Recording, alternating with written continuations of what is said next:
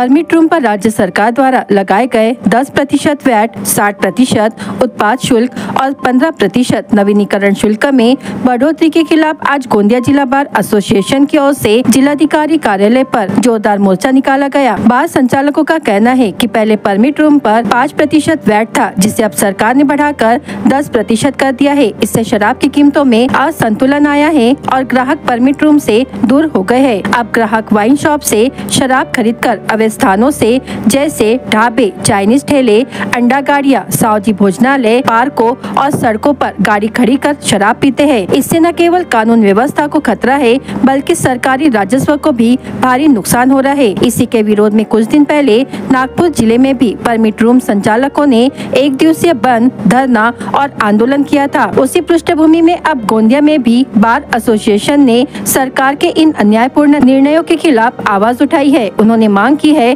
कि permit room पर से 10% VAT हटाया जाए, नवीनीकरण शुल्क में की गई 15% बढ़ोतरी वापस ली जाए और उत्पाद शुल्क की 60% बढ़ोतरी पर नियंत्रण लगाया जाए। इसी सिलसिले में गोंदिया जिला बार एसोसिएशन ने जिलाधिकारी को एक निवेदन भी सौंपा है। बार संचालकों ने चेतावनी दी है कि अगर सरकार ने मांगे नहीं मानी तो यह आंदोलन और उग्र रूप ले सकता है। जे महाराष्ट्र शासन द्वारा आम्हाला 10% जे परमिट रूमचा टॅक्स लागलेला आहे, त्याच्या विरोधात आम्ही गोंदिया जिल्हा बार असोसिएशन सगळ्यांनी मिळून जरी एक पत्र निवेदन दिलेलं आहे की आमचे जे बार असोसिएशन मध्ये जे बार दिलेले आहे त्याला कमीत कमी 25 ते 30 लाख रुपये लागतात आणि जे फीस आहे कमीत कमी 5 ते 7 लाख रुपये आम्हाला फीस लागतात। सर्वप्रमाणे जे टॅक्स आम्ही भरतो, पण जे 10% टॅक्स लागलेला आहे ते आमच्यावर बोझ चाललेला आहे। असं लागतं की आम्हाला बार बंद करावं लागतील, कारण की आम्हाला जे खर्च आहे, जे आम्हाला विकण्याचे ते दारू विकतात त्यामध्ये टॅक्स लागतात, आम्हाला वाचणार काय,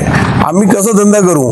यासाठी याच्या विरोधात आम्ही सर्व गोंदिया जिल्ह्याच्या बार असोसिएशन आणि आमच्या सोबत जे वाईन शॉपचे असोसिएशनचे अध्यक्ष महोदय आमच्या सोबत आलेले आहे, कारण की जे व्यवसाय आहे ते व्यवसाय बंद करण्याची वेळ आलेली आहे आणि हे व्यवसाय बंद कसा करू। आम्ही इतके पैसे लागलेले आहे 25, 30, 40 लाख रुपये आता लागून राहिले आणि गोंदिया जिल्ह्यात नाही पूर्ण संपूर्ण महाराष्ट्रामध्ये जे लायसन्स आहे असं देऊन राहिले जसे फुटाणे देत आहे। सब्जी भाजी घेण्याच्या मार्केटमध्ये जात आहेत तर प्रमाणे आम्हाला देऊन राहिले लोक, तर आमचे धंदा कसा चालणार। यासाठी आम्ही कलेक्टर महोदयाला पत्र दिलेलं आहे की आपण माननीय जे मंत्री साहेब आहे त्याची आमची एक विनंती दिलेली आहे, त्याच्यात 10% जे टॅक्स लागलेला आहे तर माफी करण्यात यावं आणि आमचे जे व्यवसाय आहे चांगल्या प्रमाणे चालू, यासाठी आम्ही सहकार करा असं आमच्या पूर्ण गोंदिया जिल्हा आज पूर्ण बंद आहे। आमच्यासोबत जे वाईन शॉप आहे त्या लोकांना आम्हाला सहकार केलेला आहे, त्याच्या आम्ही गोंदिया जिल्हा संघ बार असोसिएशन त्याला बहुत धन्यवाद देतो,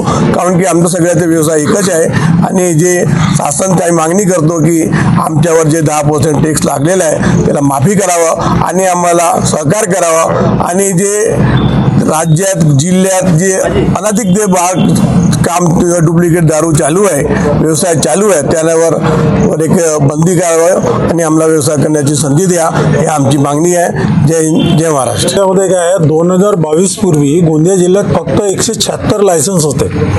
शासनाने मागील 3 वर्षात अंदाजे 150 ते 200 नवीन लायसन्स दिलेले आहेत।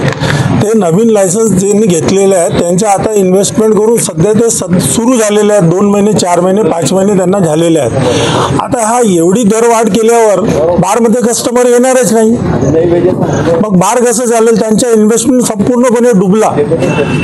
ते तरुण बेरोजगार आहेत ज्यांनी शेती विकून किंवा काहीतरी आपला इकडून तिकडून कर्ज घेऊन व्यवसाय सुरू केलेला आहे।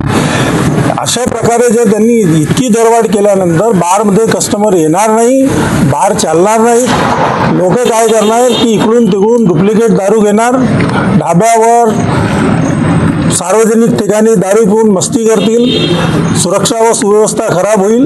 याच्याकरता आम्ही शासनाला विनंती करीत आहेत की 15% टॅक्स कमी करण्यात यावा, वॅट कमी करण्यात यावा, अन्यथा आमचं आंदोलन समोर आमच्या वरिष्ठांच्या मार्गदर्शनाखाली सुरू राहील। बस।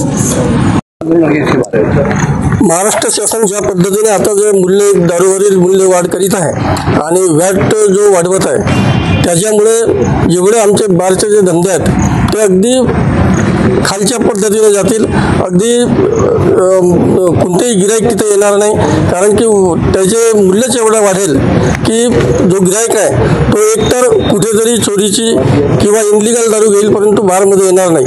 अशा पद्धतीने बारचे धंदे अगदी खालच्या दर्जाला जातील आणि जे बेरोजगार आहेत, ज्यांनी बार वगैरे लावलेले आहेत, त्यांचे पालन पोषणाचा जो आहे त्याला फार पद्धतीने लगाम लागेल आणि हा धंदा अगदी मिटण्याच्या तयारीत राहील.